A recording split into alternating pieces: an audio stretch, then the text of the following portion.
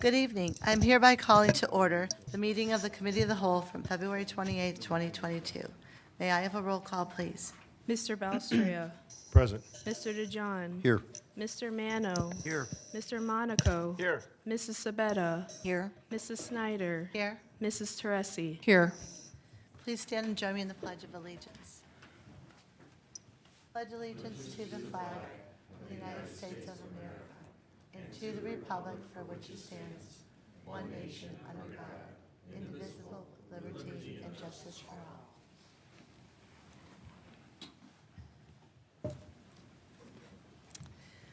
The purpose of tonight's meeting is to review the Aquatic Center. So I can, Mayor, did you want to speak? Yeah, thank you, Madam Chair. Before we turn it over to our GPD representative and to our architect, I just wanted to recap,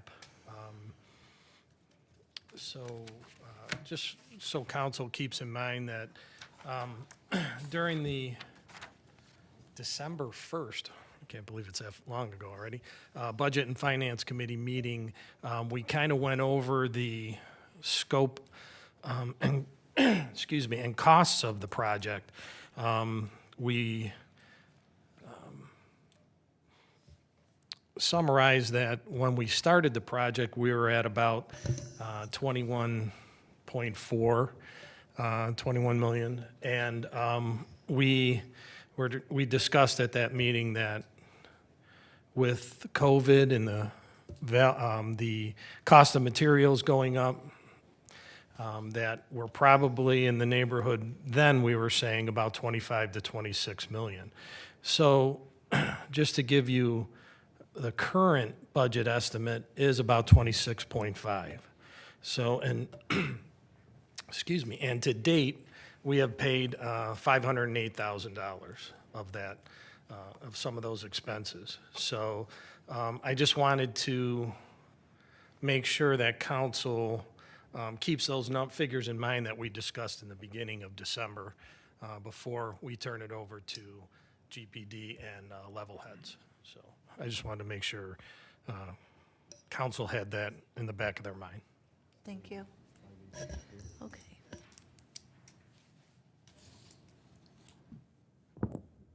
All right, well, good evening, everybody. We're coming up to a critical juncture on the project as well, I guess, to piggyback on what the mayor started to elaborate on. Based on the overall schedule, we've committed to having the pool open in spring of next year. So we're with some of the lead times that we're seeing and some of the supply chain issues that are coming up, we've worked with Higley, and Gavin from Higley is here today as well if we have any questions for him, to start to identify what are some of those materials that are really starting to drive that schedule. And what we've been doing on many projects now is start to get ahead of that so that we can try to comply with the overall schedule, and we're releasing materials in advance. So we're starting to develop some early bid packages, some early GMPs to get to that.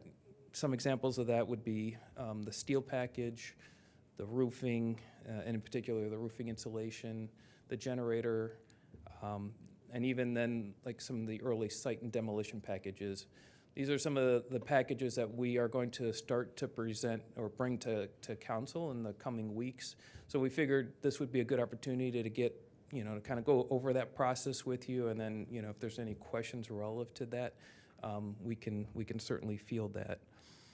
So in terms of what that looks like, having identified what some of those early packages are, we've been working with Chris's team to create individual bid packages that he is creating.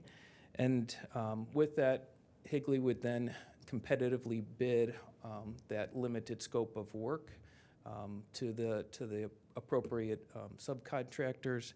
And from there, we would work with Mr. Murphy to actually develop a GMP, a guaranteed maximum price, based on that limited scope of work that we're talking about.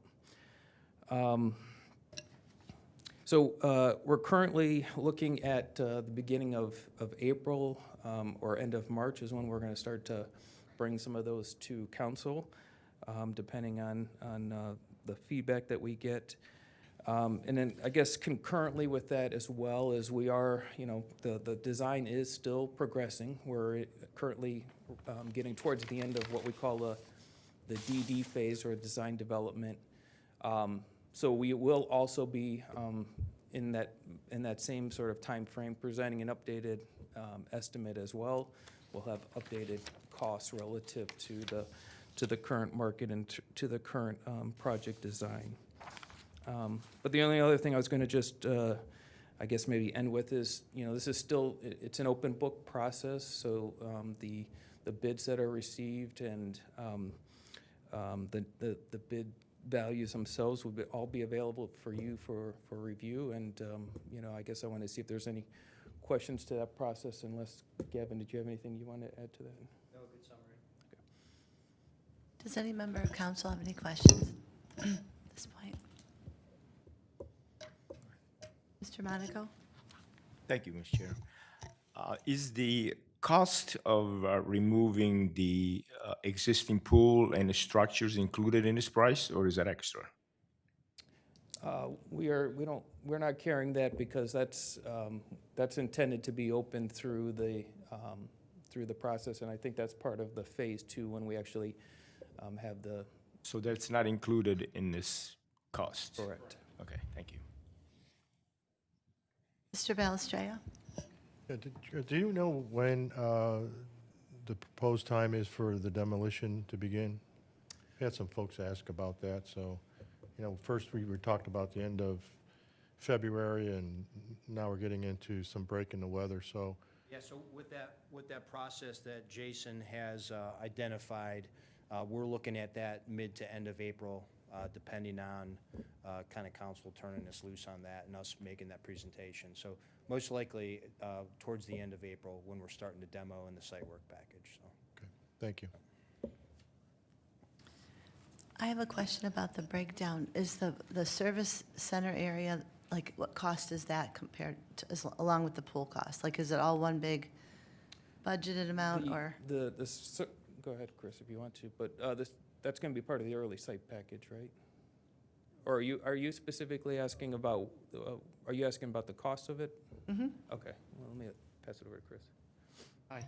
The cost for the new service center includes $277,000 for the heavy-duty concrete for the large area of about 30,000 square feet. And then it has additional concrete retaining barriers, fencing, lighting, and gates. So total, it's about $350,000 for that portion of the project. Okay, thank you. Mr. Thank you. DeJohn? So, total cost of the project, you're going to give us that figure and it's going to be firm? Is that what I'm hearing? And then when are we going to get that figure? Before Yeah, the so community center's taken down or afterwards? The overall GMPs, the individual GMPs would be firm relative to that scope that we're talking about. So if we're talking about a steel package, the steel package would be pretty specific and it would be firm to that. But the overall project cost, we will not have that until we have all the design complete. And that's looking like, I think we're, end of June is when we would have that, the full project cost relative to that. Now, I mean, we would be, again, providing updates through that process, and, the next design milestone that we have is coming up, and we'll have an updated cost with that. So, my concern is once we take that community center down, well, there's no turning back, so you can come back and tell us, this project's $30 million. Is that a good assessment? Ultimately, it's going to be what the bid market is going to tell us. I mean, we're going to be getting competitive bids from multiple subcontractors, and that pricing is what's going to determine what the final price is ultimately going to be. So it's going to be what the current market rate would be. Part of the reason also that we're doing it this way is because we are using the construction manager at risk model, which means that each of these are bid out separately. It's not like we're bidding out the project and getting one quote for everything, and we know what that price is. As the design is finalized, each portion of this will be bid out by Higley. Our contract will be with Higley, and Higley will be paying that subcontractor. We will not.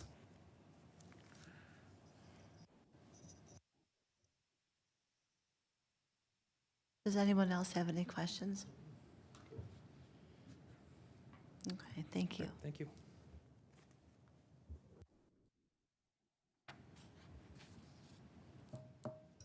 Madam Chair, Mayor. we had a meeting with the residents abutting the project, so Chris is here to kind of show us some slides of what they mocked up, what it would be looking like from those yards of those residents, so I'll turn it over to Chris. Thank you. Yeah, thanks. We met back on October 12th with the Sunningdale residents. Maybe, I don't know, maybe 5, 6 of them that came, and not the entire, let's say 9 or 10 that are on that perimeter of the site. So we presented, the project overall direction, where we're headed. And, the slide tower was sort of the biggest issue. But coming out of that, we learned a lot. And that was they really wanted to make sure we, replace their fence with a new solid 6-foot fence. That was something important. We also since then evaluated to not include the walking path behind all of their backyards. And they, this last time, I think they appreciate that. We also talked about, I gave them justification, reason why the pool is next to them, why the pool isn't located where the service center is, or why the building isn't against their back door, and making the best decision to put the aquatic deck, which is used only 3.5, 4 months a year, as their backyard neighbor, if you will. So we kind of went all through that with them on the 12th, and then specifically this last week went through it all again in more detail since things are developed. And what really was important is we wanted to make sure that they understood what the slide tower, that seemed like to be the biggest issue, the 40-foot slide tower plus the canopy that is on top of that. And we really wanted to show them from the views from their backyard what it would look like, kind of the middle belt of the residence, the second house down from Marsol down to like the 6th house, what that would look like. Go to the 3-dimensional model, please. So what we did was, which one is this? This is the resident to the second house down from Marsol. And what we showed them was, you can see in the distance in this one is you see the picnic pavilion. But then Christopher, highlight the trees that are new. We talked to them about how we're going to supplement with some Norway spruce to, add to block the views. We're going to add these pine trees, and they'll be 12-foot high day one, and really how that would start helping infill where there might be some gaps. And you can kind of see the slide tower there in the distance in between a couple of those trees. But I walked the site, I measured all the trees, their height, whether deciduous trees, maple trees, or they were pine trees, and we kind of modeled up that whole scenario. And then we did Christopher, we did the winter view as well, because it's not all, for this time of year shows, okay, when you don't have leaves on the tree, what do you see? And so we went through each of the backyards, and maybe go to another one, and really showed them how, with the current trees, there are some very large trees, 40-foot, 60-foot high trees, what those views look like.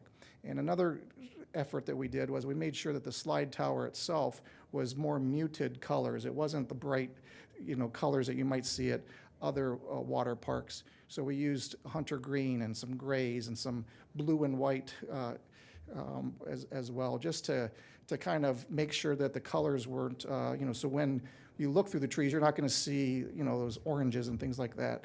So we tried to convey the best we could that we think from all the backyards, the views to the slide tower will be minimum. Some of the views you will see them, or we need to make sure we strategically place these trees with the residents, kind of look where, and use our best professional judgment and really make sure that we can, make it the best for the future. I think overall, there was, you know, it's kind of a mixed bag of response. I think they appreciated seeing that the views aren't as bad as maybe they thought, but some of them, quite frankly, you know, are fine with it, and some just don't want the project in their backyard, you know, and I think, and the slide tower was the primary focus of that. So it was, you know, we tried to convey to them the true views, because I think we owed it to them to show that. And Mayor, did that kind of summarize? And then there were 3 councilmen there at the meeting as well. And, you know, we were there for almost an hour and a half. You know, it was a good long session. But there was certainly a lot of mixed opinions about the project from the standpoint of the tower being in their backyard. Thank you. Does any member have any questions for Mr. Trotta? This is Tressie. Thank you, Madam Chairman. Mr. Trotta, is there a way you can do some mounding and then do the trees? And are you really going to plant trees that are 12-foot tall? You're going to, Yes, we thought just that idea was, let's, you know, because we actually have 15,000 yards of earth that we would need to remove from the site. We'd rather not. So we're going to try to make some mounding to lift it up even a little bit more. We just have to be careful that whatever we do improves the drainage back there and doesn't make it worse, because right now it's not great. If you walk back there, it needs to be improved. But we'd like to do some mounding. You also have to be careful that you don't add earth and berms over top of the roots of the existing trees. We don't want to kill the trees either ones that are perfect and good that are there. So it's going to be a very surgical process to figure out how to make that all happen. Go ahead. and do you anticipate many or some of these trees coming down because you're going to be disrupting their roots that have been there for so long? I mean, the trees that you're showing us that are existing. Christopher, go to the PDF or the PowerPoint that has the actual. Will show the new trees that we're proposing. Flip to that slide. There are several trees that do need to come down right now. You know, part of this project, and the construction manager will be part of that process of taking those trees down. The slide coming up here. Keep going, Christopher. So I did the field verification of sort of all the trees, their heights, their sizes, that we then put into the 3D model. Next slide. And then we show these are all the new trees that we're proposing, and these are the 12-foot pine trees. And you can see how they really start bridging the gaps, if you will, between the deciduous trees and other pine trees on the site. And that's a sample of what the tree would look like. It's a very fast-growing tree.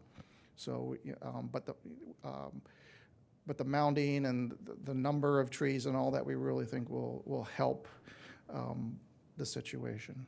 Will it help with noise pollution as well? A little bit, but I can't say that would contribute to really. I think the 6-foot fence will help, but sound has funny ways going around sound barriers and rolling over the top of it and buildings.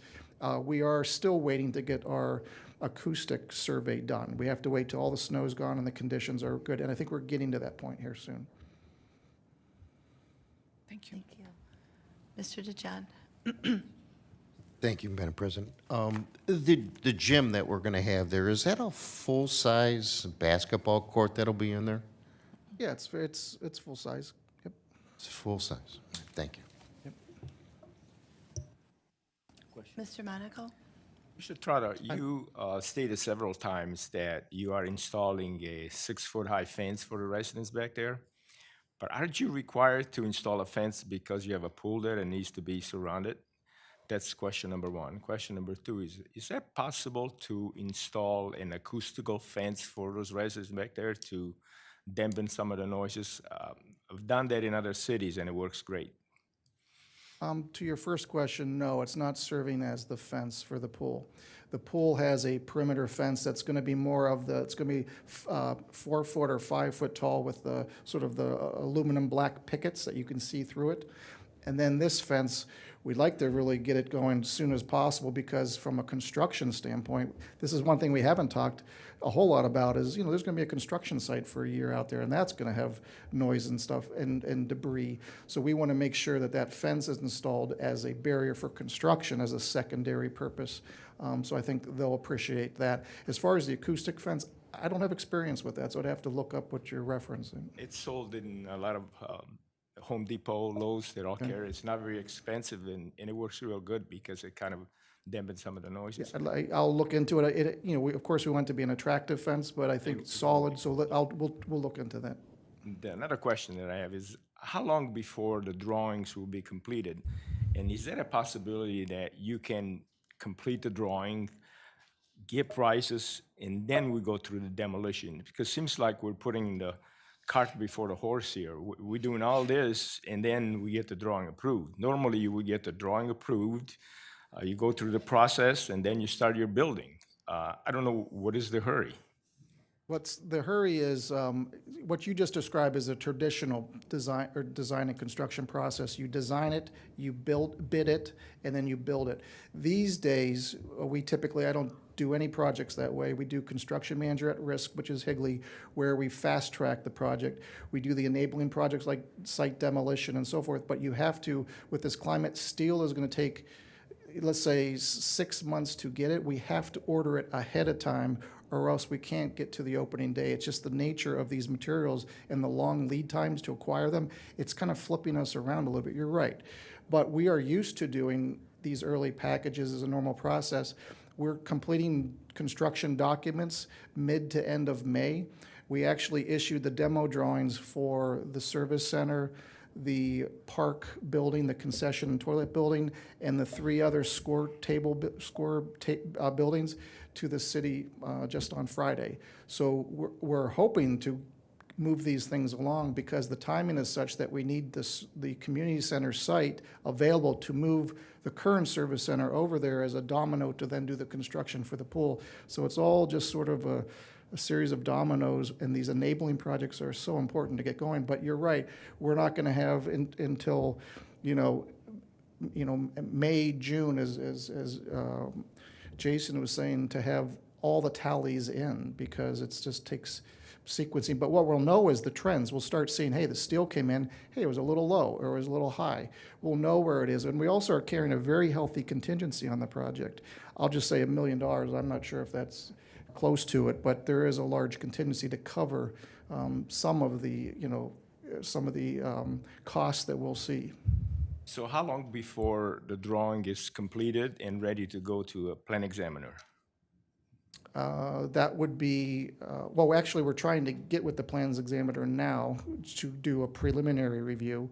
But your plans examiner had surgery, so we're waiting for him to recover to then meet with them. But all the drawings will be completed, like, as I mentioned, like mid-May, June. Right, but the whole sets, everything is not completed till May, June timeframe. I'm talking about the construction drawings. Yeah, but we have different, we are getting the site, for example, getting the site drawings, construction drawings earlier. We're getting the steel construction, so it's staggered, but the whole set of drawings will be completed May, June for the whole entire project, Aquatic's deck and the building and the parking. And you plan on getting started in April? Is that not taking the building down in April? Yeah, so the drawings are in now. It's going to take a couple weeks to review and then it's just a matter of when it gets approved. It has to then be bid out to see, competitively bid to see what the costs are through Higley, and then it needs to be approved to move forward by the council. So that process, the drawings are in right now. Okay, thank you. Mrs. Tressi. Thank you, Madam Chairman. Mrs. Fagan, do we have 25, 26, let's just say to 30 million, just in case it doesn't end at 25 or 26? Do we have that money readily available, or how are we going to get it? We are going to borrow money for that, and I've been talking to bond counsel and our underwriter on the best timing for that. We will probably be bringing that note ordinance to council. Right now, it looks like we will be coming in May, and so that we are sure that the borrowing is taken care of before you take your summer recess. We have enough money on hand to get us to that point. And then those notes will come in, we'll carry them as notes. If they need to be rolled over once, we will. And then when everything is done, we have final numbers, we'll bond out whatever needs to be bonded out. And we also have bonds out there from our last project, am I correct? That we're paying down? What is that Those are cost? 20-year bonds, so we're on a 20-year pay down cycle on those, yes. And these will be a 20-year payout cycle? I'm thinking that they were longer because it is building, and a building has a much longer life. Normally, they're 20, so we will look at those final numbers as we set up projected bond payment, bond retirement tables and everything, and make sure that we're comfortable with that payback. So it may be 20, or we may take it out slightly longer. Thank you. Mr. Monaco? I know that's very premature, but do we have any idea what Phase 2 is going to cost the city? Phase 2. Phase 2? Very roughly, Phase 2's total budget, I think originally was 7 million. So that's kind of what we've decided. When we had to go back and look at this project, and we came back to council and said, because of cost escalation and supply chain and the cost of square footage going up, that the cost of the project has increased. If we would have kept it at that 20 million, we would have had to cut out so many things from the project that the concern was we'd be at opening day cutting the ribbon and everybody would say, this isn't what we envisioned. So we went back and looked to say, what could we cut out? And from Phase 1, we didn't see much, but we sat down and had discussions with Sean and said, okay, if we can take the money from Phase 2, and if we need it, we can use it for Phase 1, we're covered for Phase 1. And then Phase 2, we approach possibly in sub-phases of Phase 2. So we would have a 2A, a 2B, and a 2C. And part of that will be determined on how income tax continues to come in, and other factors, how the bids come in on the project and where the total costs fall. So how much money does the city have allocated for this whole project from the beginning to completion? Originally, it was that 27 million because it was Phase 1 and Phase 2. Now, right now, if we're holding off on Phase 2, I'm not including that right now. I'm still looking at that 27 million. And then we will go ahead and look at Phase 2 when this is complete. Thank you. And it's all coming from the Issue 9 funds. That's where we're getting the monies to pay down this debt. Mrs. Tressi? Thank you, Madam Chairman. Mr. Trotta, has there been any thought to, because the residents, I know I've gotten a few calls from the residents about this slide, to having a slide that's not 40 feet tall? I mean, doing a smaller slide like some of the other communities, like I think Beechwood, I know Mayfield Village is only 24 feet or 25 feet at the most. If you go up a few slides mean, that up, would- we did look at all Reduce the cost. It would. What we're looking at is, one more slide, Christopher, or two more. All right, forget that. We did look at all the other neighboring pools, and there were a couple, like 2 or 3 at 40 foot, some at 25 feet, some at 20 feet. It was kind of a mixed range. So this one would be at the high end. But, you know, we're just following the direction of what the Recreation Department would like to see here from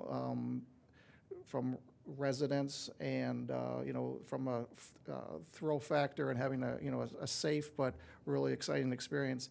This seems to be the size that several communities have selected to go with. But there are, you know, slides certainly can be lesser height. But there's a point when it's sort of like, do you do it or you don't do it? Because it just won't have the character and the enthusiasm from the use to pay that kind of money, because you're still going to pay a lot of money for a 20-foot or a 25-foot.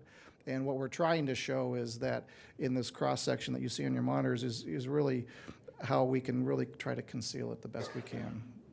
So I know Beechwood has a 40-foot slide, but it faces Fairmont Boulevard, which is a pretty busy road.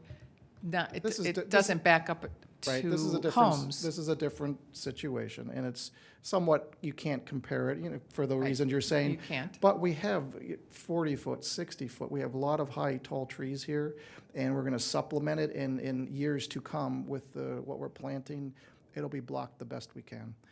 And there was a concern, and I'll say this, that, hey, there's gonna be kids gonna be making noise, they're gonna be, you Right, know. that was my next question. And, you know, what we represented to the residents was like, well, you know, yes, there's some of that, but you're also you have a ball field behind you as well for all these years. But the thought was in the slides, 2 of the flumes are closed, they're a tube. So and the other ones, when water's rushing in your face, you're not doing a lot of screaming. You know, it's a different dynamic. Now, there's a pool deck with kids and noise as well. So I think there will be noise, of course, from this facility, but it's maybe no different, or there is noise from the current, but I think the residents are just used to it for 30 years, and one of them's told me that, they're used to it. This will be different. And hopefully, I've shared with them that it's really a limited time. It's 3.5 months, 3.5, 4 months, of when the other season was about 7 months of baseball and lights, 40-foot, 50-foot high lights and all of that. They're gonna come down. So it's just it's a trade-off on a lot of things, and we really try to show them the pluses and minuses about, hey, we're getting the service center out of your backyard. We're putting the fence, there's not gonna be a walking trail. The pool is only there 3.5 months. So we tried to convey that, but you know, a lot of residents have their minds made up, and rightly so, that's how they feel. And we didn't argue it with them at this, we just listened, and I think there was a sense of, this is kind of a done deal. And they were, there was some disappointment, but there was other residents that were there too that also shared with us during and after, hey, this is fine with them. So I don't know, it's kind of a 50-50, and there's 3 councilmen were there, and maybe they can weigh in, but hopefully I'm accurately representing what was said there. Thank you. Thank you, Mr. Trout. Are there any further questions? Mr. DeJohn? Do you know of any other city that has a gym with basketball courts in it? You mean with an aquatic center too? Mr. Ward? Correct. Can you come forward? Multi-purpose facility like this. Repeat the question? Do you know of any other city that has an aquatic center that has a gym attached to it with basketball courts in there? The one that I can think of, and there may be others out there, I just haven't been to every place, but the city of Brecksville has and they just actually built a new outdoor pool. They have an indoor pool, they have a community rooms like we do, and they also have a gymnasium attached to that facility as well. It's a very nice facility. Oh, yes, that's right, Rocky River as well, Rocky River. Thank you. All right, thank you, Mr. Chada, for Ask giving one us. last question. Mr. Monaco, sorry. Sorry. What is the total height of this slide? Originally, we were told 40 feet. After I asked you, does that include the canopy? You said no. Now, we know that it's probably at least 50 feet, but what is the exact height of this thing? And I don't think we know yet, because we're not within the design. We know how tall the canopy is. There's a lot of accessories and options, so we'll know that. When you speak about towers, you always speak about the platform height, and that's the 40-foot. So we'll know in a little bit what the rest of it, but I think it could be another 10 feet or so. It's a very flat sort of pyramidal awning that goes on top of it, and that gets removed during the wintertime. You take that down. But I think when you're considering how tall this ultimately is, if you're saying 50 feet, 52 feet, that's where it could be. But it's providing shade for the lifeguards, of course. So it's functional, but it does add visual look. But from our views, we're showing right now with a hunter green, you can barely, it's barely going to show up. I mean, in all these views, and if you do see it, it's not going to be a bright color. Thank you. Is everybody good? All right, thank you so much. At this time, we're going to close the committee of the whole meeting. Do I have a motion to adjourn? Moved by Mr. Balustrade, second by Mr. Monaco. All in favor, signify by saying aye. Aye. Aye. All right, this meeting is now adjourned. It's 7:05.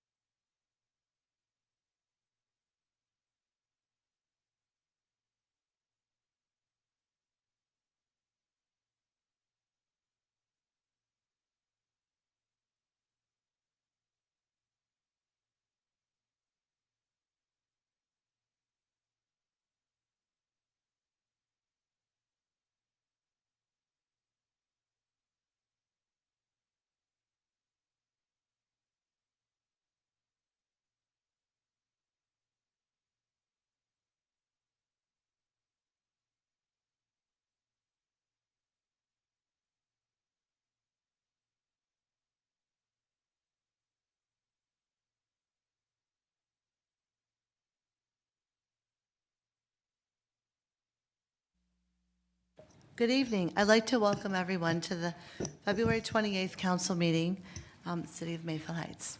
May I have a roll call, please? Mr. Balstria. Present. Mr. DeJohn. Here. Mr. Mano. Here. Mr. Monaco. Here. Mrs. Sabetta. Here. Mrs. Snyder. Here. Mrs. Teresi. Here. Please join me in the Pledge of Allegiance. Pledge allegiance to the flag of the United States of America and to the republic for which it stands, one nation under God, indivisible, with liberty and justice for all. I feel like this seat is so high. At this time, I would like to make a motion for council to deviate from the regular scheduled meeting and move Resolution 2022-16 and 17 to be read now. Do I have a motion to move? Moved by Mrs. Tressi, second by Mr. Balestrea. Roll call on the motion. Mr. Mano. Yes. Mr. Balstria. Yes. Mr. DeJohn. Yes. Mrs. Sabetta. Yes. Mrs. Teresi. Yes. Mr. Monaco. Yes. Mrs. Snyder. Yes. Mayor, we'll start with resolution number 2022-16. Mr. Murphy. Oh, he needs to read it.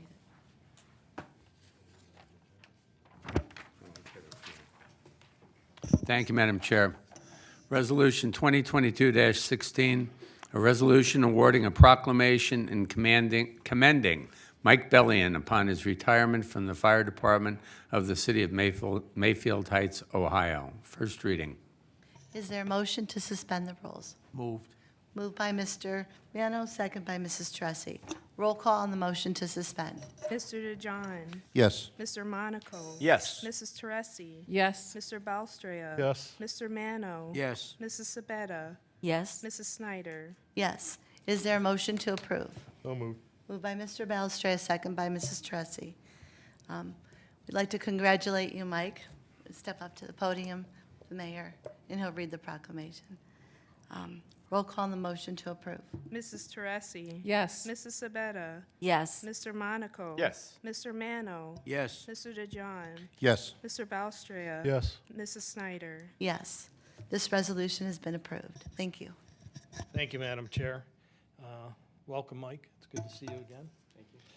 This proclamation, which council has approved this evening, it's a proclamation from the City of Mayfield Heights. Whereas Mike joined the Mayfield Heights Fire Department on January 23rd, 1989, and whereas Mike previously worked for the City of East Cleveland and brought with him a wealth of knowledge and experience, and whereas Mike helped our junior firefighters during their recruit training and was well respected. He served as the local 1500 union president. And whereas Mike was a dedicated employee and served the community with professionalism, honor, and integrity, and whereas Mike and his wife Karen plan to enjoy their retirement working on home improvement projects, did you know that? Okay. And whereas Mike, the City of Mayfield Heights, wishes to extend its grateful appreciation to Mike for his service and many contributions to the fire department and the community. And now therefore, I, Anthony DeSico, under the authority vested in me as the mayor of the City of Mayfield Heights, State of Ohio, and on behalf of the entire City Council and administration, do hereby congratulate Mike on his retirement and extend our best wishes for good health and much happiness in the years to come. Congratulations, Mike. Thank you.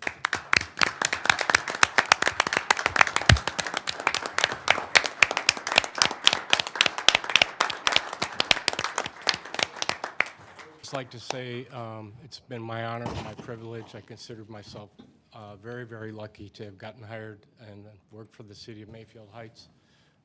Enjoyed every minute of it. I would not change a thing, and I have a great debt of gratitude to all the citizens of Mayfield Heights, as well as council, the mayor, Chief Elliott, and my coworkers. Thank you very much. Thank you.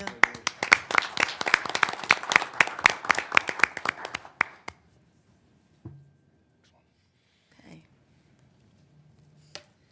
Move to Resolution 2022-17, Mr. Murphy. Thank you, Madam Chair. Resolution 2022-17, a resolution awarding a proclamation and commending Terry Simonian upon his retirement from the Fire Department of the City of Mayfield Heights, Ohio. First reading. Is there a motion to suspend the rules? Move. Moved by Mr. DeJohn, second by Mrs. Sabetta. Roll call on the motion to suspend. Mr. Belstria. Yes? Mrs. Teresi. Yes. Mrs. Sabetta. Yes. Mr. DeJohn. Yes. Mr. Monaco. Yes. Mr. Mano. Yes. Mrs. Snyder. Yes. Is there a motion to approve? So moved. Moved by Mrs. Tressi, second by Mr. Balestrea. Terry's not with us this evening, but we also extend our well wishes to him. Okay, roll call, yeah, we'll read it. Roll call on the motion to approve. Mr. Monaco. Yes. Mr. DeJohn. Yes. Mr. Mano. Yes. Mr. Balstria. Yes? Mrs. Sabetta. Yes. Mrs. Teresi. Yes. Mrs. Snyder. Yes, this resolution has been adopted. Mayor? Thank you, Madam President. Yes, Terry's not here this evening, but we will read his proclamation. The proclamation states, whereas Terry Simonian began his career in fire service in 1976, he joined the Mayfield Heights Fire Department in July 2012 and brought with him a wealth of knowledge and experience. And whereas Terry was a member of the National Fire Protection Association and earned numerous certifications during his tenure, he was a certified fire marshal, a certified fire safety inspector, an Ohio building inspector, a public fire educator, and he was an investigator with the Hillcrest Regional Fire Investigation Unit. And whereas Terry was devoted to his career and served the residents, businesses, and school district with professionalism and integrity. And whereas Terry and his wife Joy plan to enjoy their retirement at their lakeside home in South Carolina with their children and grandchildren. And whereas the city of Mayfield Heights wishes to extend our appreciation to Terry Simonian for his many significant contributions to the fire department and to the community, and wish him a well-earned retirement, quality time to spend with his family, and many years of happiness in South Carolina. And now, therefore, I, Anthony DeSico, by the authority vested in me as the mayor of the city of Mayfield Heights, state of Ohio, and on behalf of the entire city council, the administration, and all present, do hereby officially congratulate Terry Simonian upon his retirement and extend best wishes for continued success, good health, and much happiness in the years to come, and assure him that the city of Mayfield Heights will remain forever enriched by his devoted service. Congratulations, Terry.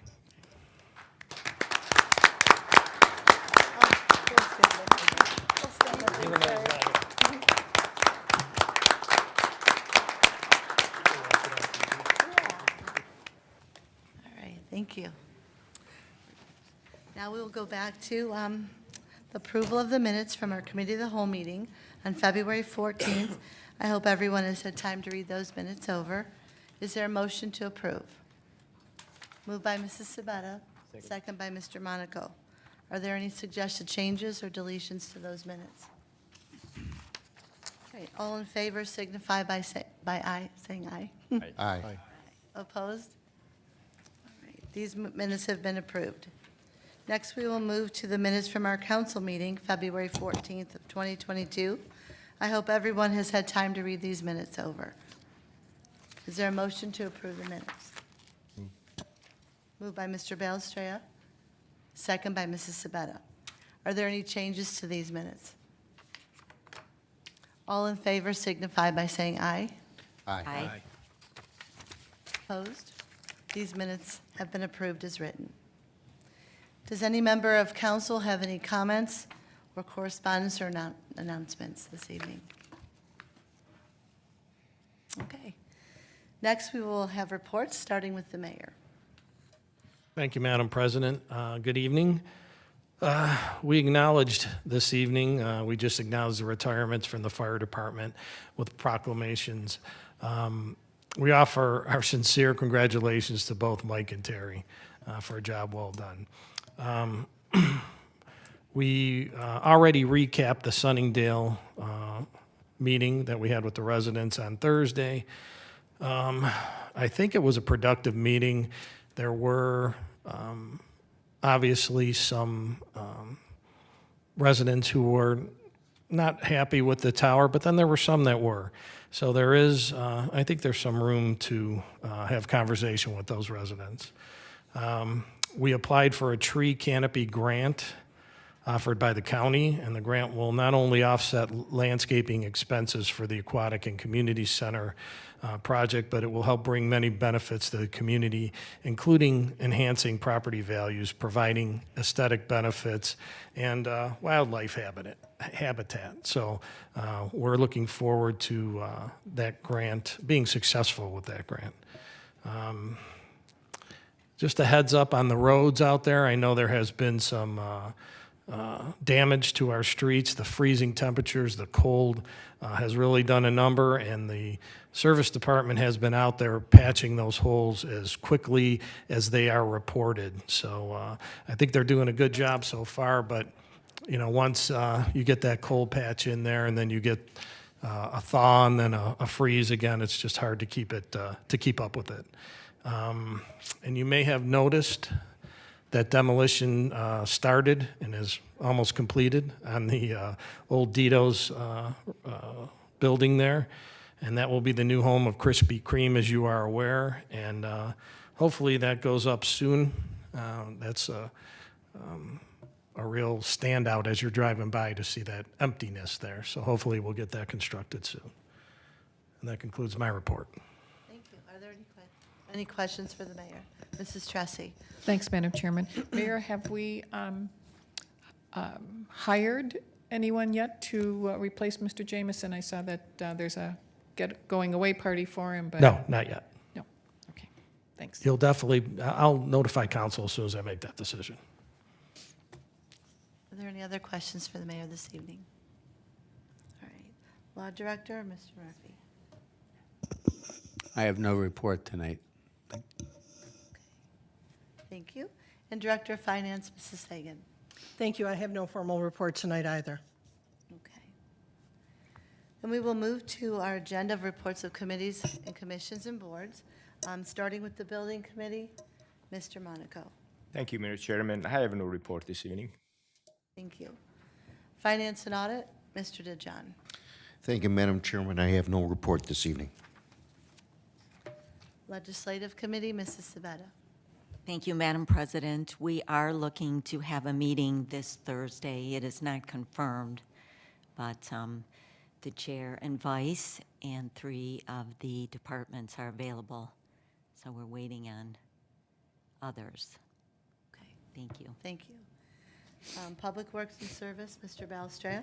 Thank you, Madam Chair. No official report. We did not meet, but we're waiting on the weather to make the final road determinations.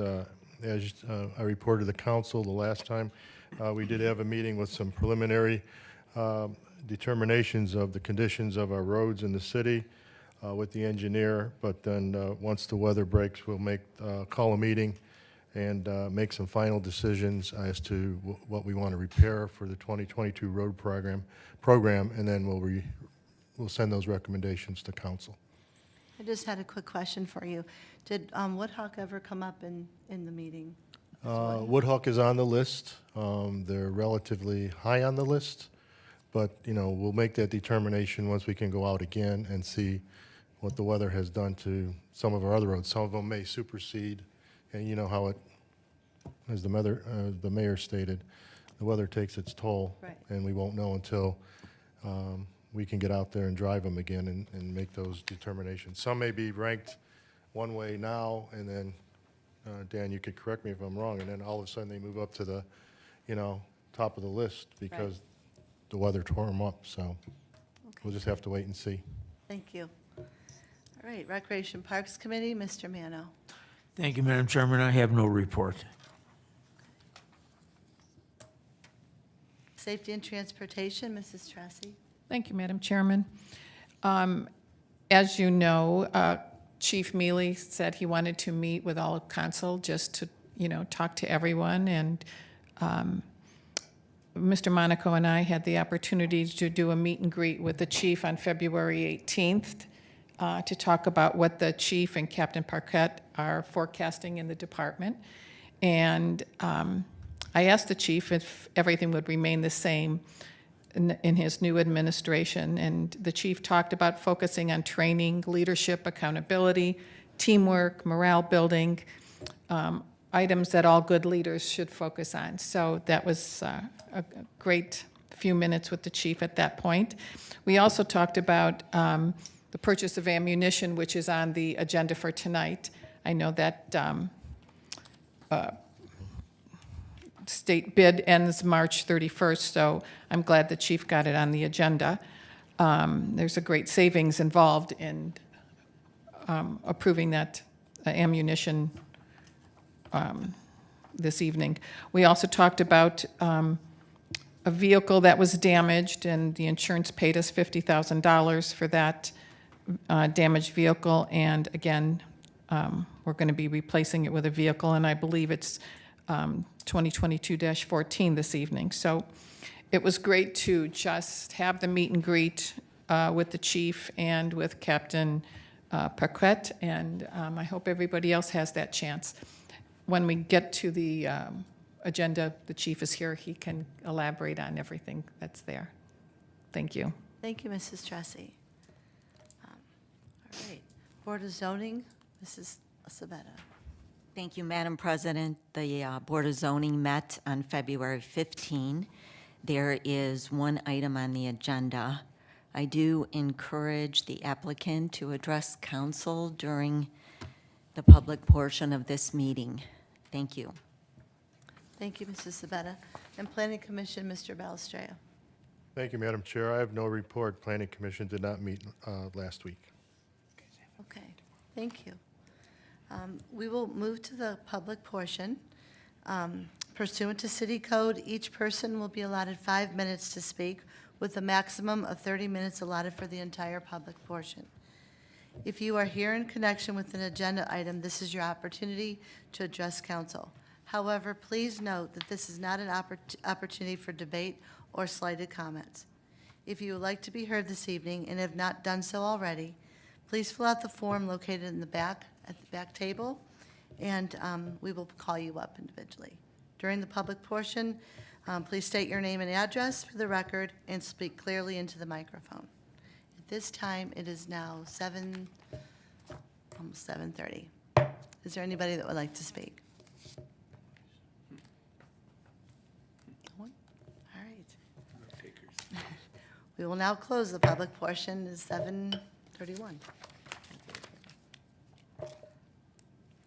We'll move to resolutions. Mr. Murphy, resolution number 2022-13. Thank you, Madam Chair. Resolution 2022-13, a resolution confirming the action of the Board of Zoning Appeals of the City of Mayfield Heights in granting to Corey Ward affordable fencing on behalf of Peter Mahoney and Brenda Mahoney, 6336 Dunfield Drive, a variance to erect a fence on a corner lot less than 15 feet from the sidewalk. Cuyahoga County Permanent Parcel Number 862-09-011. First reading. Is there a motion to suspend the rules? Moved. Moved by Mr. Mano, second by Mr. Monaco. Roll call on the motion to suspend. Mrs. Sabetta.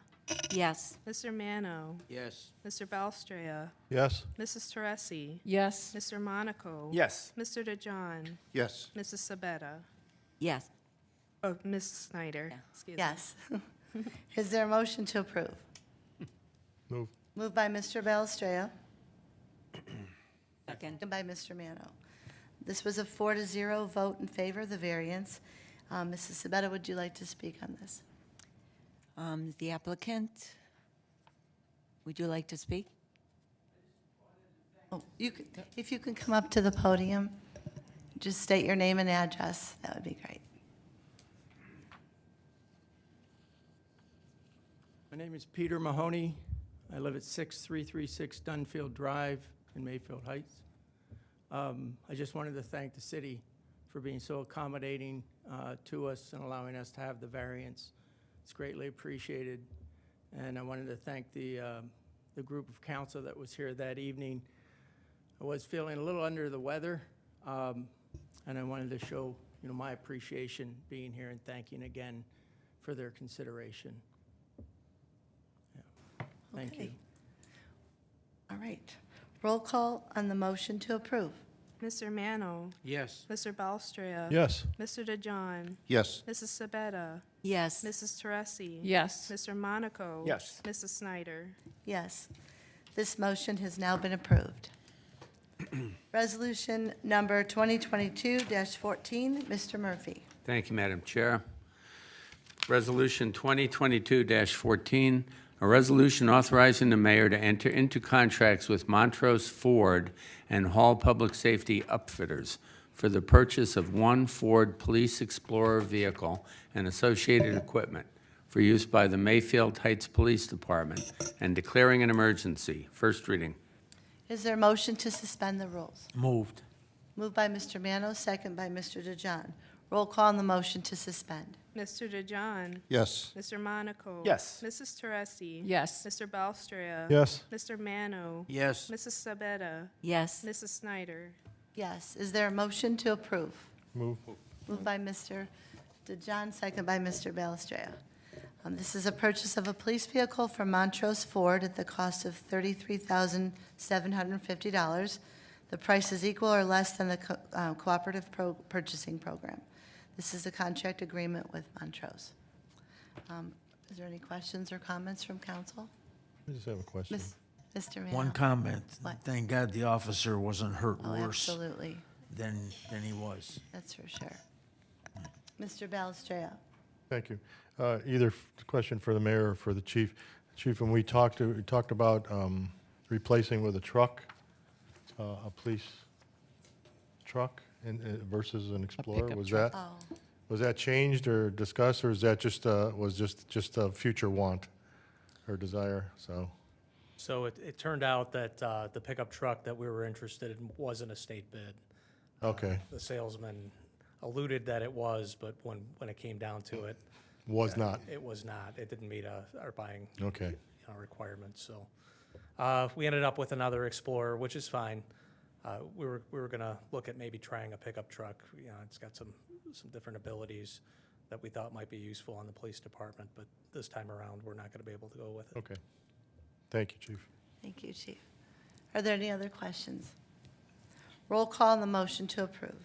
Mrs. Teresi. Yes. Mrs. Sabetta. Yes. Mr. Monaco. Yes. Mr. Mano. Yes. Mr. DeJohn. Yes. Mr. Balstraya. Yes. Mrs. Snyder. Yes. Resolution 2022-14 has been approved. Moving to Resolution 2022-15, Mr. Murphy. Thank you, Madam Chair. Resolution 2022-15, a resolution authorizing the mayor to enter into a contract with Keisler Police Supply for the purchase of rifle and handgun ammunition for use by the Mayfield Heights Police Department and declaring an emergency. First reading. Thank you. Is there a motion to suspend the rules? Moved by Mr. DeJohn, second by Mrs. Sabetta. Roll call on the motion to suspend. Mr. Balstraya. Yes. Mrs. Teresi. Yes. Mrs. Sabetta. Yes. Mr. DeJohn. Yes. Mr. Monaco. Yes. Mr. Mano. Yes. Mrs. Sabetta. Mrs. Snyder. Yes. Is there a motion to approve? Move. Moved by Mr. Balstraya, second by Mr. Monaco. The police department is looking to purchase rifle and handgun ammunition for a total cost of $30,300 from Keisler Police Supply. We've heard from Mrs. Tressi tonight and the chief. Do you have anything you want to add? You're good? Okay, all right. All right, roll call on the motion to approve.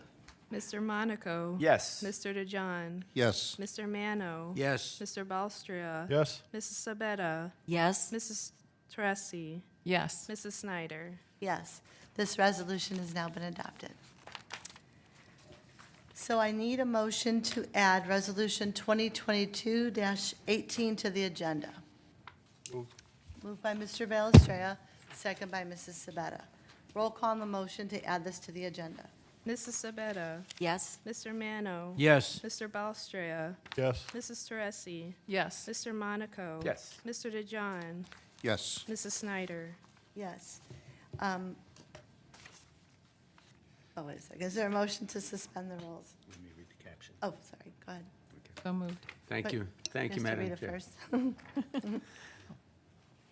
Resolution number 2022-18, A resolution declaring the real property known as Cuyahoga County Permanent Parcel Number 863-31-027 to be a nuisance, authorizing the mayor to enter into a contract for the work necessary to abate the nuisance and declaring an emergency. First reading.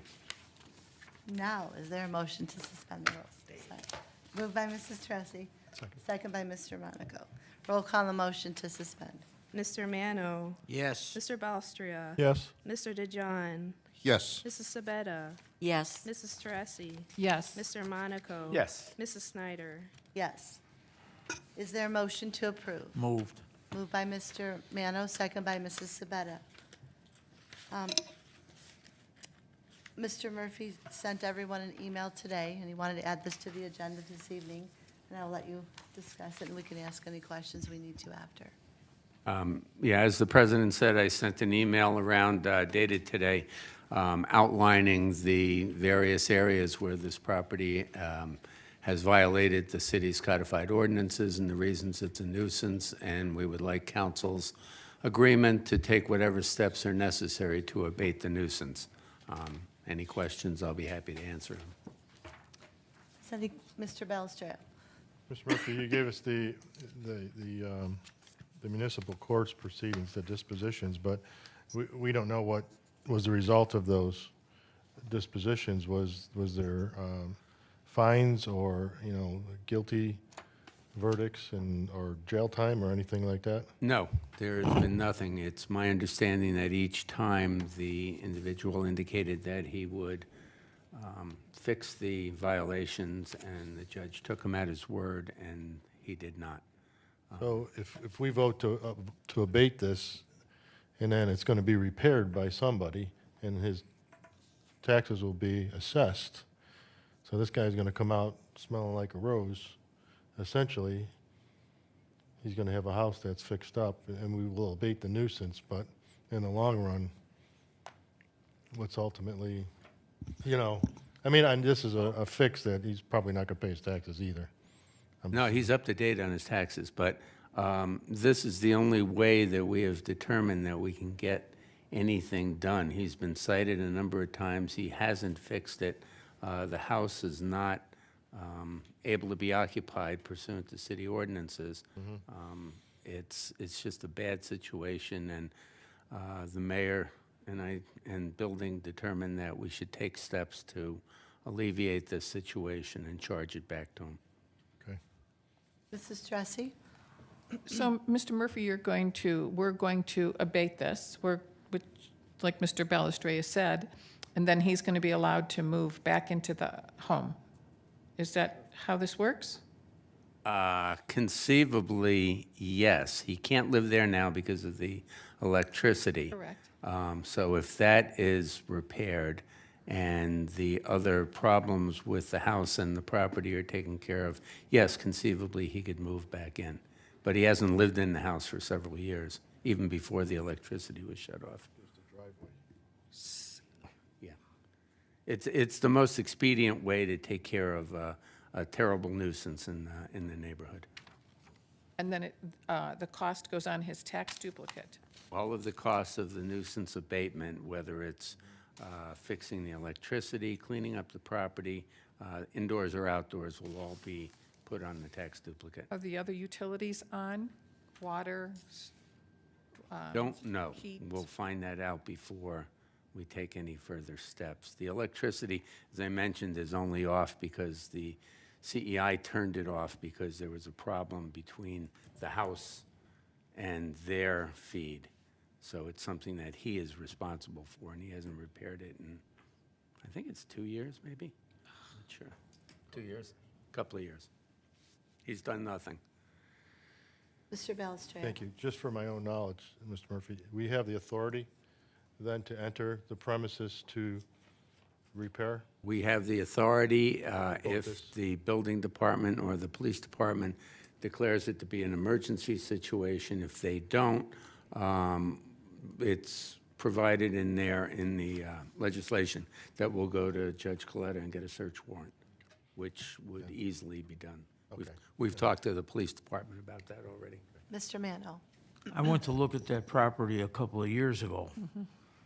And, I mean, he hasn't done anything up to this point, and now we're going to give him more time to do what? You really think he's gonna try to make it habitable again so that he can move into it?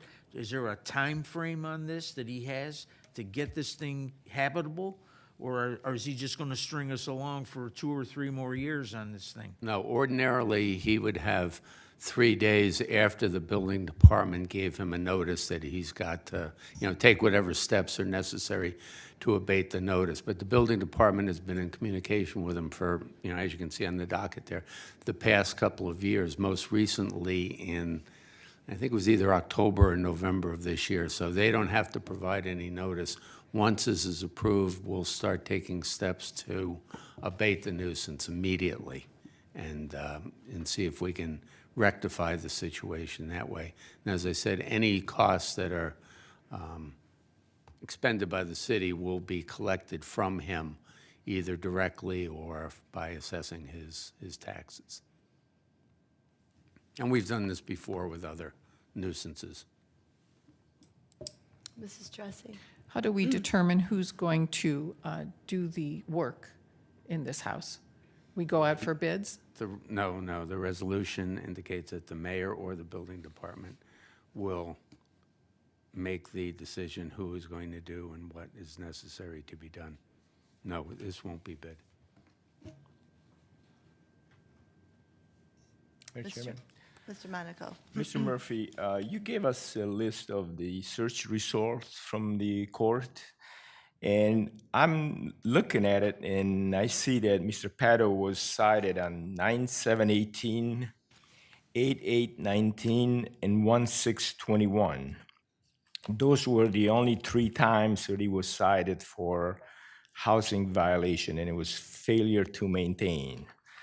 All 3 times, the cases were dismissed and were closed.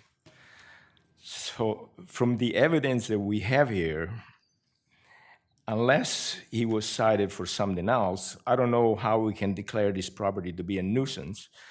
The rest of the violations are for unlicensed vehicle, failure to stop, storage of unlicensed vehicle, display of plates, and speed. So none of those really have anything to do with the building department. Also, in your statement, you said that Mr. Pato was sleeping in his car, and the car has a defective muffler. And my question to you is, was he cited for this? I mean, if somebody sleeps in the car at night and it's got a car that's got no muffler, he needs to be cited. He needs to be taken away from the car. Why is he allowed to even be in this situation? Then you also stated that Mr. Pato appears to be a hoarder. Well, appears to be, or he's an hoarder. If he's an hoarder, why don't we get a court order and go in the property and make sure that it is an order, and then take, the proper action? That's exactly what I said, that if necessary, we would get a search warrant to go in, examine the property, and if it's in a condition that is considered to be dangerous to himself or to others, then we would take steps to remedy that nuisance. That would be the hoarder type thing. That's something that'll be determined once we get into the house. Looking at it from the outside, which is the extent that we are permitted to do right now, it looks like there is a lot of material that are piled up against the windows. So we will go and get our You can get a court- search warrant. Is Get that a what you're search gonna do? warrant. Okay. Right. Okay. As for the sleeping in the car, we've talked about that, and we're not sure what ordinances are being violated by sleeping in your car, in your own driveway. It's just something that has not been. Overnight not with a been loud done. muffler going, the neighbors haven't complained? The neighbors have complained extensively, yes. And is it been cited for excessive noise? No, I'm not sure there's an excessive noise component to that. Of course, in the general offense, Chief, there's you something wanna about Come up muffler. and speak, please. Thank you. So he usually turns the car on for a few minutes to warm it up in the middle of the night. It does have a loud muffler. our officers have responded out there. They have to witness the offense, or it's a minor misdemeanor. So they have to witness the offense to cite them. Standing orders, if they witness it, the preferred course of action is a cite. They haven't witnessed it to this point. They've responded out there probably a half dozen times over the last couple months. As soon as they witness it, he'll be cited. Well, my question is, if he turns the car on every so often to heat up the car, an officer, all he has to do is sit there for 15, 20 minutes, half hour. When he turns it on, you can cite him. Is that correct? They could, if they're available, they could sit over there. Okay, thank you. Any further questions from council? Okay, roll call on the motion to approve. Mr. DeJohn? Yes. Mr. Monaco? Yes. Mrs. Teresi? Yes. Mr. Balstria? Yes. Mr. Mano? Yes. Mrs. Sabetta? Yes. Mrs. Snyder? Yes, this resolution has been approved. Now I need a motion to add Resolution 2022-19 to the agenda. Moved. Moved by Mr. Balestria, second by Mrs. Teresi. Roll call on adding this motion to the agenda this evening. Mrs. Teresi? Yes. Mrs. Sabetta? Yes. Mr. Monaco? Yes. Mr. Mano? Yes. Mr. DeJohn? Yes. Mr. Balstria? Yes. Mrs. Snyder? Yes. Resolution 2022-19, Mr. Murphy. Thank you, Madam Chair. Resolution 2022 actually, it is 19, okay. It's a final resolution enacted by the City of Mayfield Heights involving the final construction of the resurfacing of Som Center Road between Cedar Road and Mayfield Road, including curb ramps and pavement markings lying within the City of Mayfield Heights. First reading. Thank you. Is there a motion to suspend the rules?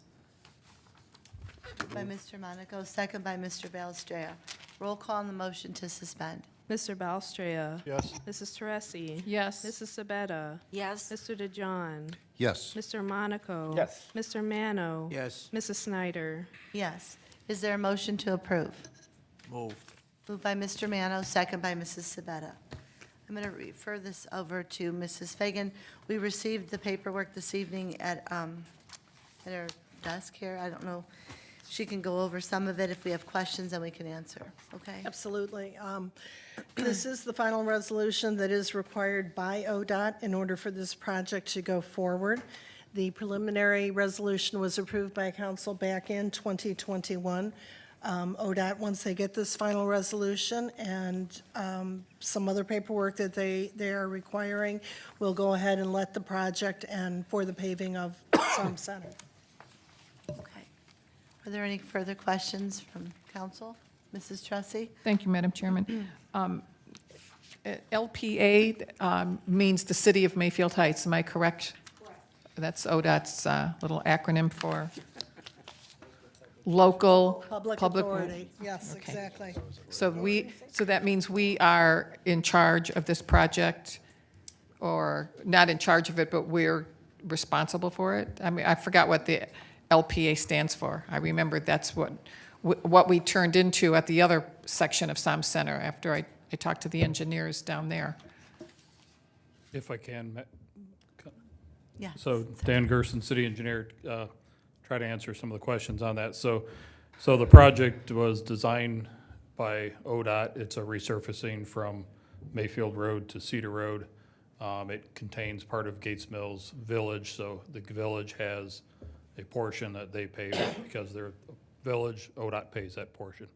The amount represented is our portion of that project. I think it's an 80-20 split. So what happens now is if you pass this, ODOT goes out to bid, they get the bids, and then they move forward with the project. They won't bid it until you give them the check and the amount that's the estimated amount, because they want to have the money to pay the contractor and not come to you later.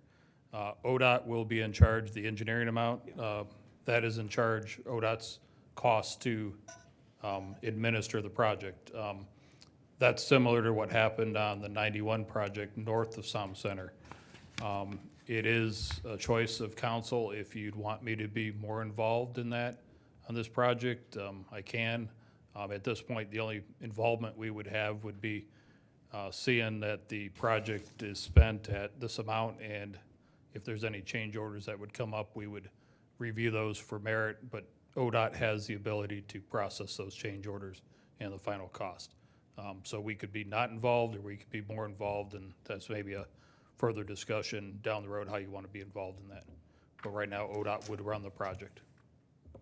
Stan. I don't know if that helps to answer what your questions were. Mr. Mano, did you have a question? I think it's a good idea for us to be involved.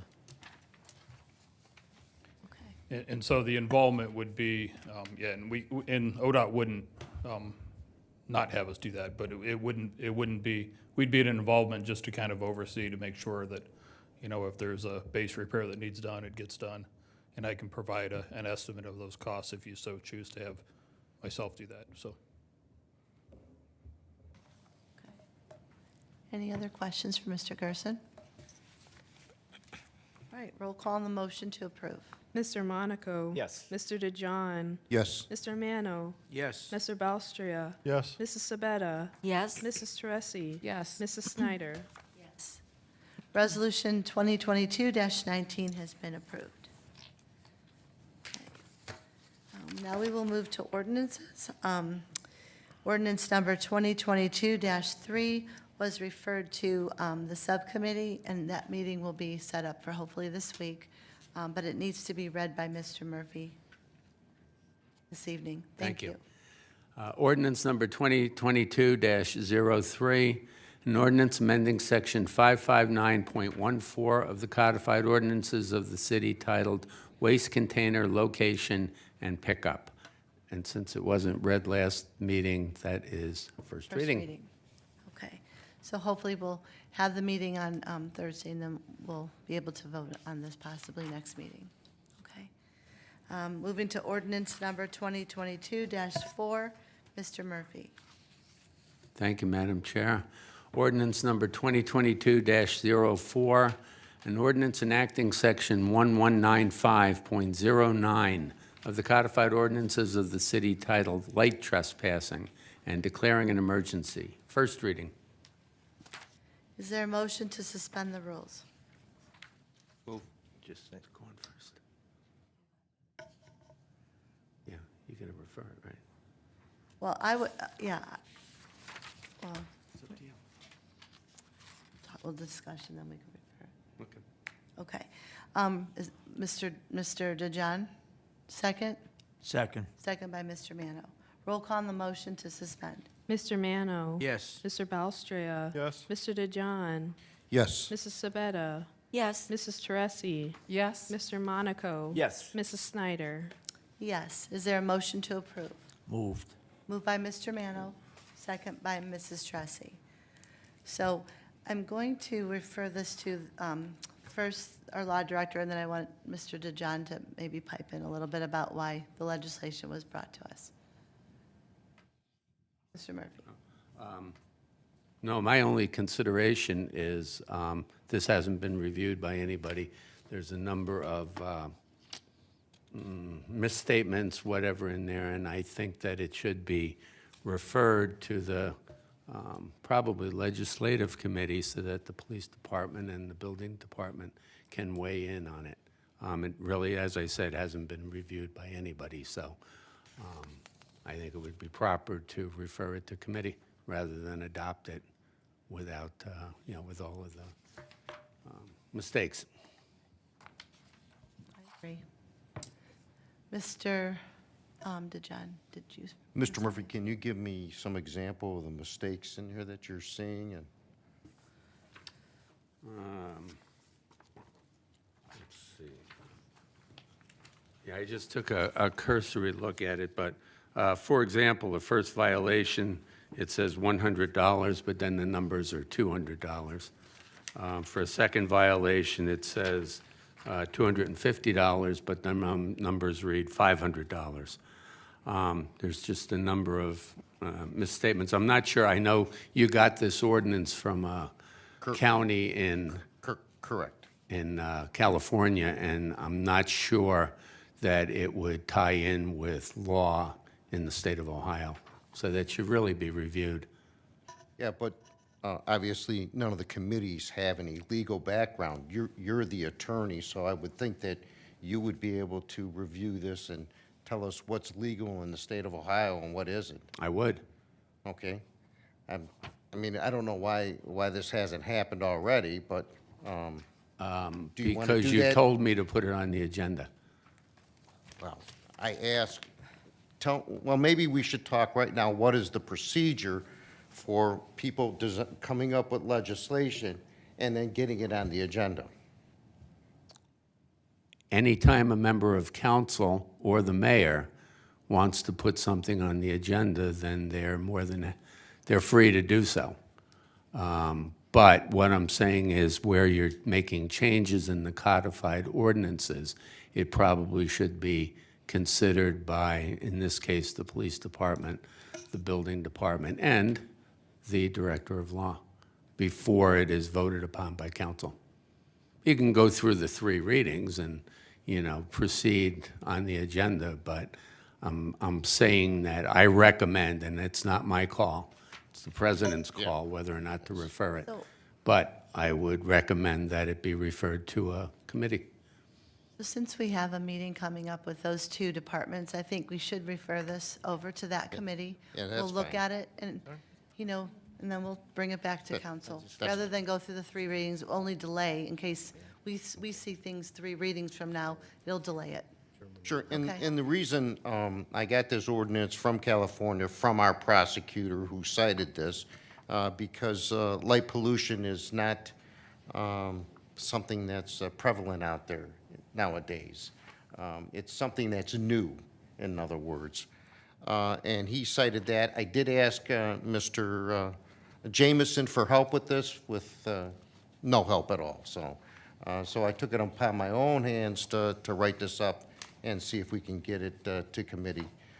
In this case, the law director, hopefully he shows up at that meeting and he can give us some suggestions of what's legal and what isn't, and we can get going with this, because you saw the pictures at 2 council meetings ago, is that correct? Everyone remember those pictures? Yeah. And the tape, I can play the tape again if everyone wants to hear it.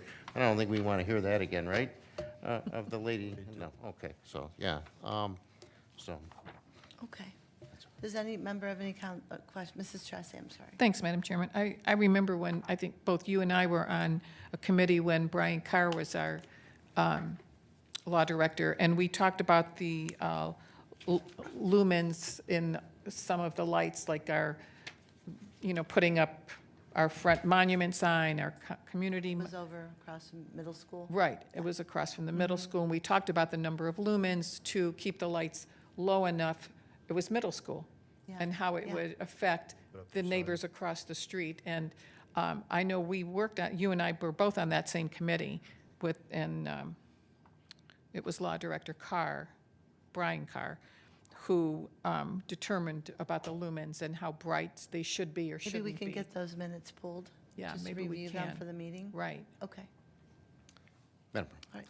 Well, Mr. DeJohn? it's not the lumens we're talking about here, we're talking about the shielding of the lights from the neighbor's property. And I don't think this is the only complaint that the city, and maybe the chief can correct me, that the city's received, but when it's shining into another person's house, where it lights up the inside of the house, these lights need to be shielded and need to be directed down rather than out towards someone else's property. So, you can pull the minutes, but I don't think you'll be able to understand that, because I've seen those minutes before, and I'm not an electrical engineer or a lighting engineer, so I don't know if you'll be able to tell anything from that, so. Can I just ask you a question? Just, are we supposed to go around, like, are you asking like the police department, or the building department to go around to look at nighttime to see these homes? Or just based No. on people complaining, Based on establishing? people complaining, Upon, yes. like, I mean, that's all of our ordinances are like that. When they get complaints, they go out. I was told, well, Mr. Murphy can share this with you. The prosecutor sent a letter to Mr. Murphy. Did that come from, did the prosecutor send you that letter, or? I didn't, I haven't received a letter from the prosecutor on Well, the lighting. The case why, for this legislation on Parker, the. Oh, when they cited the individual? Okay, Tried to cite him and then go to court with it. Which and- they did. Yeah, and the prosecutor felt he didn't have a case because he felt that there was nothing in the legislation that, the prosecutor and the judge felt that there was not sufficient, sufficient in the city ordinances to prosecute that individual, yes. There wasn't enough there. so and that's why then we came up with this legislation to combat that and have some teeth in our ordinances, so we can do this. So, and it's just like any other ordinance out there. I mean, when there's a complaint, the police go out. If they can prosecute, then they'll, or do something about it, they will. So enforce the ordinance. Yeah. Yeah. So, some Mr. teeth. Murphy, if whenever they set the meet, if you have time to look this through and meeting maybe on Thursday, you'll know by when, Mrs. Sabetta? Probably the end of tonight. Okay. What is the other committee? Pardon me? Oh, building, that's what, Building and legislation. is that what you said? Yeah. We And didn't then- hear yeah. what that was. It No, was it's having a just representative. legislation with building, safety, and No, someone from their department. Right. So you want 3 committees now? No. There- No, it's Just just building building and and legislative. legislation. Okay. With the 3 representatives from those 3 departments, like the chief or Right. whoever he sends, just someone, because those, all of those issues go to every single department. What we're looking at. So that's why we thought it would be best to have a representative there from each department. I think that is where you might have been misunderstood, Mr. DeJohn, too, thinking that was 3 different departments, or 3 different committees. Yeah. Okay. So, in just to say, we do have a commercial lighting ordinance, so this is just extending it to our residential people, so. Mr. Monaco? All we need to do is draft an ordinance similar to the commercial one that states that any light should not shed light onto abutting properties. So the candlelight should read 0 at the property line. As long as you have that in place and you establish some fines, I think our prosecutor should be able to enforce that. Thank you, Mr. Monaco. Are there any other comments? Mr. Mano? Shielding those lights is not a big deal. I mean, I've got lighting around my property, and all I did was took a panel and spray painted it with black paint so that the light only shines on my property. It doesn't reflect out onto my neighbor's property. It was a simple fix. But, I mean, I think that's what Mr. DeJohn is looking to do, is to protect the other property owner from having light that they don't want shining in their property to keep it off their property. And I think it should be a simple fix. It shouldn't be a real difficult thing to do. Okay. Well, Mrs. Sabetta, you've heard a lot of people's comments, so maybe you can address some of these in the meeting when you have it. I Okay. sure will. All right. And I would like to state that I know that what we were going to discuss, if we could also get a copy of this to the other 3 department heads who will be coming. Oh, this actual ordinance?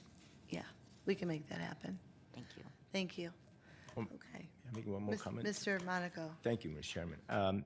In all the years that I worked for building departments, I discovered that it's the responsibility of the building commissioner to inform council of the section of the ordinance that they cannot enforce. And it's the building commissioner responsibility to come up with a plan or with a new ordinance in conjunction with the prosecutor, so that they can draft some up, and then they would bring it to the committee. that's how I always worked in all the city that I was employed with. It was always my responsibility to do that, to find out which section of ordinance are not enforceable. And then you would research with other communities to find out what works, what doesn't work, and then you draft up a plan and you bring it to the committee. So that's the way it's always been where I worked in the past. Thank you. Did you have anything further? No, but I'd say the proper procedure would be to whoever moved to adopt to, and whoever seconded the motion to adopt to revoke those moves and seconds, and then it'll just be on first reading. Because right now, there's a motion We didn't to motion to adopt. second the motion. He made the motion was made to adopt it, but nobody seconded because of the discussion. Oh, nobody seconded, okay, I missed that then. Was it second? Yes, it was by Was Mrs. Teresi. Yeah, I seconded after. Oh, you did? I didn't Now hear I you. have to revoke my vote. I'll just make a motion. I'll make a Rescind. motion to send it to committee. A second. You don't need to do that, the president can send it to committee. So, Okay. So who moved this? Who moved to adopt? Mr. Manna moved to adopt it. And I Mrs. seconded Teresi it. seconded. So just say you revoked it, if you I want revoked to. that. Okay. Vote as well. Okay, Okay, we're back all to right, thank you. 0. Ordinance number 2022-5, Mr. Murphy. Thank you, Madam Chair. Ordinance 2022-5, an ordinance opting out of HB, House Bill 172, and continuing to ban the discharge, ignition, or explosion of fireworks in the city of Mayfield Heights, Ohio, and declaring an emergency. First reading. Is there a motion to suspend the rules? Moved. Moved by Mr. Manos, second by Mr. Monaco. Roll call on the motion to suspend. Mrs. Teresi. Yes. Mrs. Sabetta. Yes? Mr. Monaco. Yes. Mr. Mano. Yes. Mr. DeJohn. yes, Mr. Balstria. Yes. Mrs. Snyder. Yes, is there a motion to approve? Move. Moved by Mr. Belstraya, second. second by Mr. DeJohn. Okay, all members should have received a memo. The Ohio General Assembly enacted the House Bill 172. This would place a ban to discharge, ignition, explosion of fireworks. Is there any questions or comments on this? I have a question. Mr. Monaco. Thank you. Miss- I'm always puzzled that in this great state of ours, you can purchase explosive fireworks, but you cannot discharge, ignite, and explode and do whatever, use them. My question to the law director is, can we add this that you cannot purchase, discharge, ignite, or explode fireworks in the city? We don't sell any in the city. Legal. As far as I know, none are being sold right now, but you could include that in an ordinance. In case. I'm not sure it would be constitutional because there is a general law enacted by the state saying that it is legal to sell and purchase fireworks in the state of Ohio. So I'm not sure that would work, but certainly you could put it in subject to it being challenged. But right now, I don't think there's anybody, and Chief, maybe you know, or other chief, whether there's any sale of fireworks going on in the city right now. I don't think so. Not this Oh, month, yeah. July. No, we do have a current ordinance that does prohibit the sale and discharge of fireworks, and it does go over, for exhibitors and stuff like that. So we do have something on the books as we speak today. But, as I talked to Mr. Murphy about this a little bit, we still have to address that ordinance, even though you guys are passing this today, because we have an ordinance on the books that refers back to the Ohio Revised Code. And if the Ohio Revised Code's changing to allow it, we just have to make sure they're not, they're saying the same thing. We can opt out So, of it. but right now, you can't sell any 1-4 fireworks, which is consumer-grade fireworks in the city. You could do the sparklers, the, snap and pops and all those types of things, but we prohibit anything with the sale. We've had to go to places before and have them remove things from the showrooms in the past, and I would support continuing that. I don't want them here, quite frankly, but that is currently in the books. Thank you. Any questions for the chief? It's just like you can buy drug pipes, what do they call them? You know, paraphernalia, but you can't be in possession of it, right? So as soon as you leave the store and get caught with it, it's a citation, because you're in possession of paraphernalia. So it's kind of strange the way some laws are set up. There's nothing in it. Yeah, Yeah. still, Roll call on the motion to approve. Mr. Balstraya. yes. Mrs. Tracy. Yes. Mrs. Sabetta. Yes. Mr. DeJohn. Yes. Mr. Monaco. Yes. Mr. Mano. Yes. Mrs. Snyder. Yes, this ordinance has now been adopted. Ordinance number 2022-6, Mr. Murphy. Thank you, Madam Chair. Ordinance number 2022-06, an ordinance authorizing all actions necessary to continue to accept Northeast Ohio Public Energy Council, NOPEC, energized community grants and declaring an emergency. First reading. Is there a motion to suspend the rules? Move. Moved by Mr. Balstraya, second by Mr. DeJohn. Roll call on the motion to suspend. Mr. Monaco. Yes. Mr. DeJohn. Yes. Mr. Mano. Yes. Mr. Balstraya. Yes, Mrs. Sabetta. Yes. Mrs. Tracy. Yes. Mrs. Snyder. Yes. Is there a motion to approve? Moved by Mr. DeJohn, second by Mrs. Sabetta. This is a continuation of the grant agreement between NOPEC and the City of Mayfield Heights for the year 2022. Mayor, is there anything you would like to add at all? Now then, we've been successful over the years getting these grants from 2018, when we started, 70,000, almost 71,000. 2019, 67,000. 2020, 63,000. 2021, 47,000. 2022, did we receive it already this year? Or we're expecting it? Yeah, 45.5. So it's been a great source for the city, and I just. we had also applied for one, I'm sorry, we had also applied for one for the trails, did we not? No, If that this was is approved? For NOPEC? Was it a no? No, this is That was NOACA. that was No, NOAC. okay. Too many. Too many ends. Yeah, right. So, yeah, it's just been a good resource, and I think we should continue. Okay, great, thank you. Roll call on the motion to approve. Mrs. Sabetta. Yes. Mr. Mano. Yes. Mr. Balstraya. Yes. Mrs. Tracy. Yes. Mr. Monaco. Yes. Mr. DeJohn. Yes. Mrs. Snyder. Yes, ordinance 2022-6 has been approved. We have no motions on the agenda this evening. Is there any new business from council? Madam Chairman? Trustee? Oh, thanks. I just have one quick question for the mayor. Since we were talking about houses, what is the status of our house, the city's house on Chelmsford going into the park? Is that empty? It's been empty since we purchased it. And Yeah. we're just going to keep it until we do a phase 2 or 3? Yeah, right. Yeah. Okay, thank you. Any further comments? Mrs. Sabetta? The Chagrin River Watershed met on Tuesday, and it was a Zoom meeting. There are 33 communities, and there was a representative from all of them there.